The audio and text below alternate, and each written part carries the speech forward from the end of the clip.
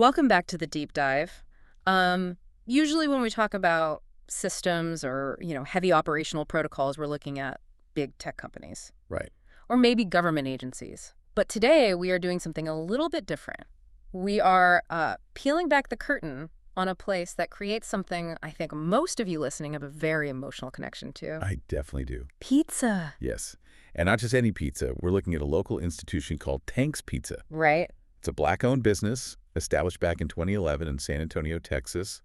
And if you go to their website or just look at their branding, it feels incredibly warm. It really does. They talk a lot about tradition, community, and love. Exactly. It feels like the kind of place where everybody knows your name. But we aren't just here to review the pepperoni today. No, we have a very different mission for this deep dive. We have a stack of internal documents on the table that essentially serve as the operating system for this entire business. And let me tell you, the contrast between the warm, fuzzy pizza vibes and the cold, hard text of these documents is, well, it's jarring. It's a fascinating case study in what we might call the duality of hospitality, Yeah. because we have two key sources here. Right. Let's lay those out. First, we have the Tank's SOP checklist, which is basically a working document, the standard operating procedures, the script for how the restaurant runs day to day. The science of it. Exactly. And second, we have their employee handbook, which was revised as recently as May 21st, 2024. And that handbook is where things get really real. I think our goal today is to explore that specific tension. On one hand, you have a mission statement about serving love. Yeah. On the other, you have a handbook that explicitly states there is 0 paid time off and a disciplinary system that feels like it belongs in, I don't know, a military boot camp. It really is the classic tension between the front-of-house magic that you experience as a customer and the back-of-house machine. You cannot have the consistent, warm experience that people love without a very rigid structure holding it up. So we're going to look at how a business operationalizes friendliness while maintaining this strict legal fortress. So let's unpack this. We've got the dough, the discipline, and the details. Where do we even start? I think we have to start with the promise, the actual mission statement found in the SOP documents. Okay, I've got that right here. It says, when you're here, you're family. They commit to excellence and flavor and hospitality, and they want every customer to feel like part of the Tank's Pizza family. When you're here, you're family. It's a powerful promise to make to a customer. It implies a lot. It does. It suggests warmth, informality, a relaxed environment where you can just, be yourself. But if you look at the customer service protocols right underneath that mission statement, you realize that family vibe is actually a series of very strict math problems. Math problems. You mean like calculating the tip? No, I mean time metrics. Sheer precision. Look at the greeting protocols in the SOP. It explicitly states greeters must welcome guests within 5 seconds of entry. 5 seconds. 5 seconds. Wait, let's just count that out. 1, 2, 3, 4, 5. That is incredibly fast. It is extremely fast. Think about the physical reality of a busy Friday night in a restaurant. Oh, yeah, it's chaos. You're a server, you're carrying a heavy tray of drinks, maybe you're at the terminal punching in an order. But if that front door opens, you have 5 seconds to acknowledge that human being. If you miss that specific window, you have failed the protocol. And it doesn't stop there. I saw that hosts have to greet and welcome guests within 60 seconds of arrival. Right. And the phone rule, too. It says responsible employees should answer all phone calls promptly within 3 to 4 rings. And notice the phrasing in another section. It just strictly says 3 rings. The goal is 0 friction. They explicitly say this is to avoid frustrating customers. Make it seamless. Exactly. Yeah. But what's really fascinating to me isn't just the timing, it's the actual content of the interaction. What do you mean? Well, you might think a server coming up to your table and saying, "Hey, how's your day going?" is just them being a nice person. Right. I always assume they're just making conversation because they're friendly. But at Tank's Pizza, that is a literal script. Under their roles and responsibilities of a server, they list casual and friendly scripts. Oh, wow. One of them is verbatim. "Hi, welcome to Tank's Pizza. How's your day going so far?" Wait, so my casual little chat with the server is a corporate requirement. That feels, I don't know, a little dystopian. It's what sociologists call emotional labor. They aren't just hiring someone to carry plates from the kitchen to the table. They are hiring someone to perform a very specific emotional state. A performance. Yes. They even have scripts for return guests. It says, "Welcome back. It's great to see you again." So they're actively manufacturing the feeling of recognition. Exactly. Because if you leave friendliness up to chance, You get inconsistency. That makes sense. Maybe the server's having a bad day. Maybe they're just naturally shy. But if you script the friendliness, you ensure that every single customer gets that exact family treatment, regardless of how the employee is actually feeling in that moment. That is wild to think about. It turns warmth into a deliverable product, just like the food.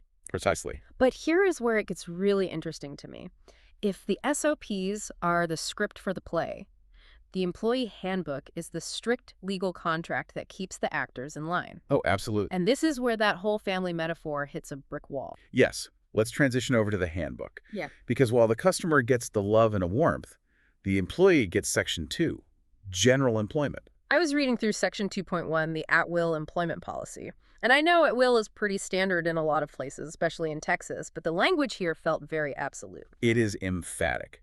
It states incredibly clearly that employment can be terminated at any time for any reason, with or without notice. Right. And they make a specific point to say this policy is immutable. Immutable, meaning totally unchangeable. Unless there is a written agreement physically signed by the company president. So, right off the bat, from day one, the relationship is defined by its fragility. You can leave whenever you want. But they can also let you go whenever they want. Right. There is no tenure here. And then we get to the benefits, or, frankly, the total lack thereof. This part really jumped out at me because the mission talks so much about community and care. But Section 3.5 is just a splash of cold water. Read that part out for us. It says, Tank's Pizza does not offer paid time off in this handbook. And then it just lists everything out. Vacation days, not entitled. Right. Sick days, not entitled. Personal days, nope. Even holidays are specifically listed as unpaid days off. And jury duty. I always thought you had to get paid for jury duty by your employer. But here it says they have no obligation to pay you and that payments made by the court shall be sufficient. And bereavement. If a family member dies, you are allowed to take the time off to mourn, but it is strictly unpaid. It's just such a stark contrast. It's like, we are family, but if you get the flu, you aren't getting paid. It feels very transactional. Cash for labor, pure and simple. It is stark. Yeah. But we have to connect this to the bigger picture of the restaurant industry to really understand it. Okay, give us the context. Margins in food service, especially independent spots like this that have managed to survive since 2011, are notoriously razor thin. We are often talking about 3 to 5% profit margins. That is nothing. It is practically nothing. So what we are seeing in this handbook is strict adherence to federal and state minimums. So they're doing exactly what the law requires them to do, but not a single inch more. Precisely. Ah. They mentioned FMLA, the Family Medical Leave Act, Yeah. because they legally have to for eligible employees. Right. They provide workers' comp and Social Security contributions because those are mandatory by law.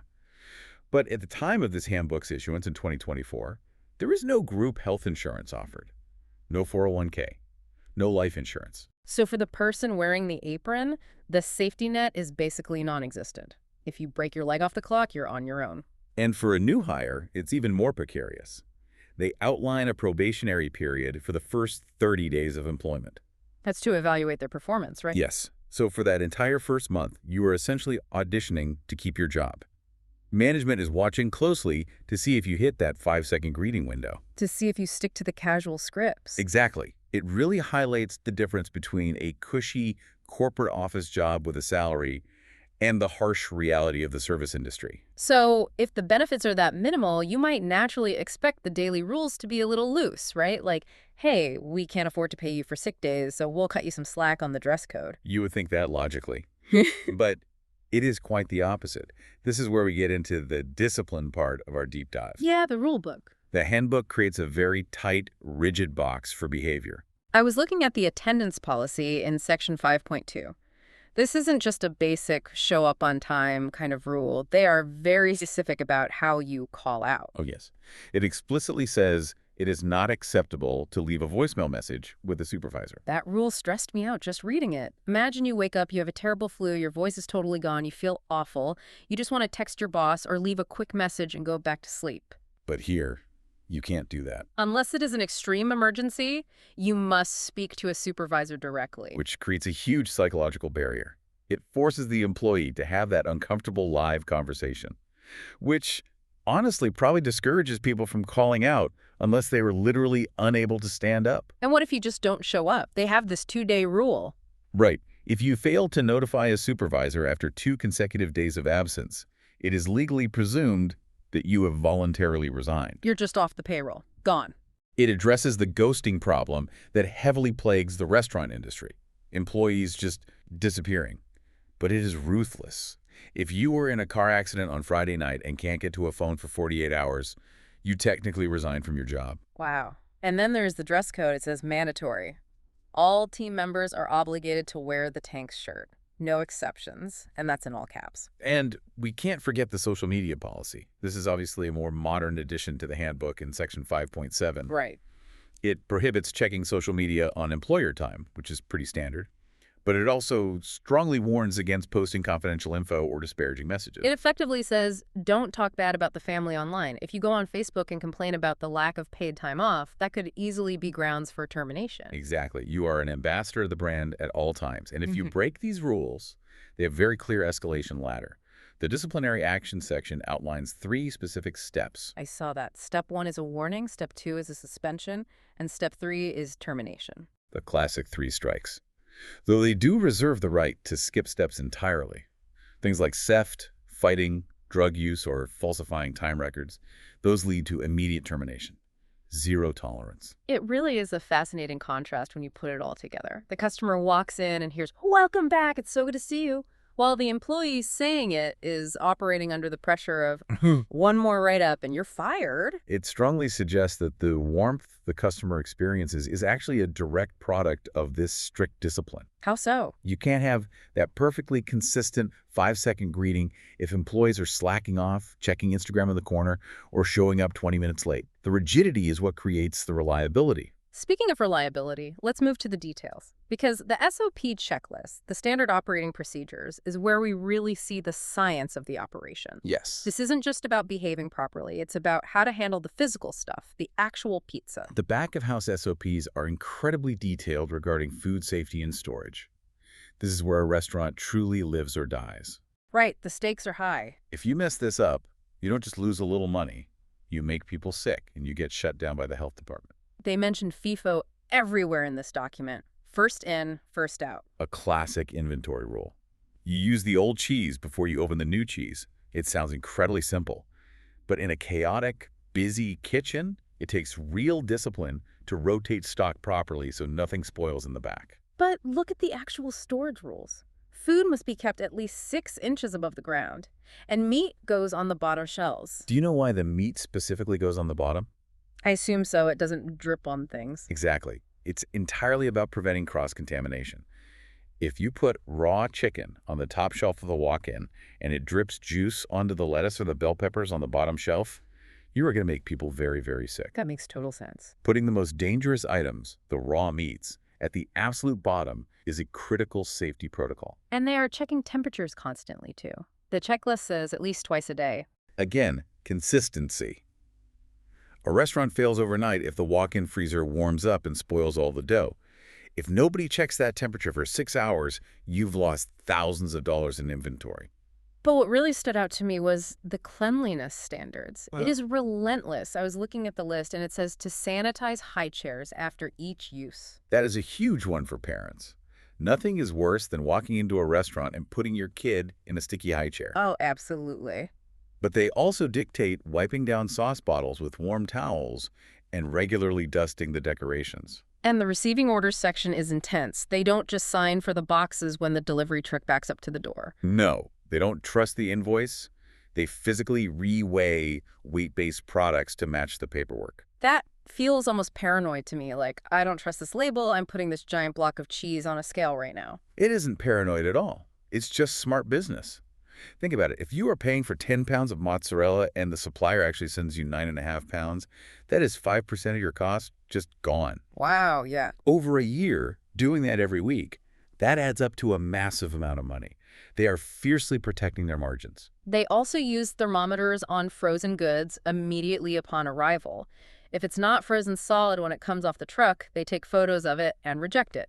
It just shows you that you can't just be a good cook to run a place like Tank's Pizza. You have to be a logistics manager. You have to be an auditor. Right. The SOP actually states that one of its main purposes is consistency in operations.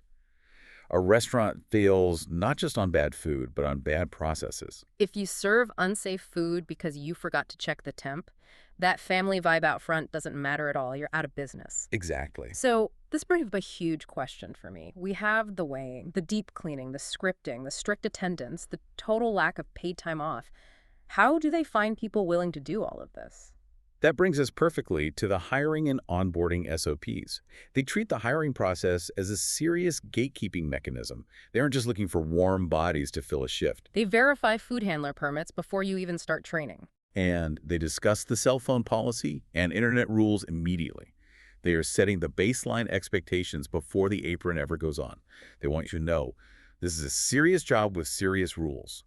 But look at the training process itself. The menu description test. Yes, you don't just loosely memorize the menu, you are formally tested on it. That's actually really reassuring as a customer, you know? I hate asking a server, hey, what's in this dish? And they say, oh, let me go check the back. Exactly. It creates immediate competence. They also teach cash flow procedures and teamwork skills. They are investing significant time in training because, referring back to the handbook, the cost of employee turnover is huge. They want people to stick around. They want people who can pass the test, stick to the script, and endure the rules. They want professionals, even if the pay structure is entirely hourly. So what does this all mean when we put the pieces together? We've looked at the handbook, the SOPs, the time metrics, the scripts. When we zoom out, what is the real picture of Tank's Pizza? I think we are looking at the two sides of the coin required to actually survive in the hospitality industry for over a decade. Remember, Tank's has been around since 2011. Which is an eternity in restaurant years. Most places close within the first 3 years. It's a brutal industry. To the customer, Tank's is a Black-owned, community-focused spot where they greet you in 5 seconds and treat you like literal family. That is the product. That is the feeling they are selling. But to the employee, it's a highly disciplined hierarchy. It is a high-performance environment with very little safety net beneath you. No paid time off, strict attendance tracking, rigorous safety checks. It's a tight ship. And the core argument here, the why behind all these documents, is that you simply cannot have the love without the law. The law protects the love. In a very real way, yes. The rigorous food safety protects the community's physical health. The strict attendance protects the team from being horribly short-staffed during a Friday rush. And the scripts protect the brand's reputation for friendliness. Exactly. If you let those internal standards slip, the business ultimately fails. And then nobody has a job, and the community loses its beloved pizza place. But it's a tough trade-off for the worker on the floor. Yeah. You have to be completely on all the time, following these strict mathematical rules without the cushion of a single paid sick day if you burn out. It is demanding. You are helping build this family atmosphere for the guests, but your own employment is explicitly at will and immutable. And that really is the central tension of the modern service economy. We as consumers fiercely crave that authentic, consistent, high-quality experience. We want the smile, we want the fast service, we want the safe food. But that consistency is almost always built on a framework of strict control and at-will employment. It really makes you think about that warm smile you get on the door next time you walk into a restaurant. It's genuine. Hopefully, I mean, people generally want to be nice, but it's also a metric. It's a deliverable, just like the pepperoni on the pizza. Well, this has certainly changed how I'm going to look at my next dinner out. We've gone from the warm mission statement all the way to the cold, hard facts of the employee handbook. And hopefully it gives you listening a brand new appreciation for the sheer amount of detail and daily discipline it takes to keep a place like Tank's Pizza running successfully since 2011. It's not magic holding it together, it's checklists. Absolutely. So here's a final question for you to chew on as we wrap up today's deep dive. We see this incredibly strict 3 strikes policy and the total lack of paid time off. We usually assume these are just pure cost-saving measures or harsh disciplinary tactics. Right. But ask yourself this. Does this strictness ultimately create the high-performance culture that we as customers enjoy so much? Or does stripping away the safety net risk burning out the very family the mission claims to build? Can you truly mandate family while keeping the relationship strictly at will? That is the million-dollar question, Right. and one that every single business owner and every employee has to grapple with every day. Thanks for diving in with us. We'll catch you on the next one.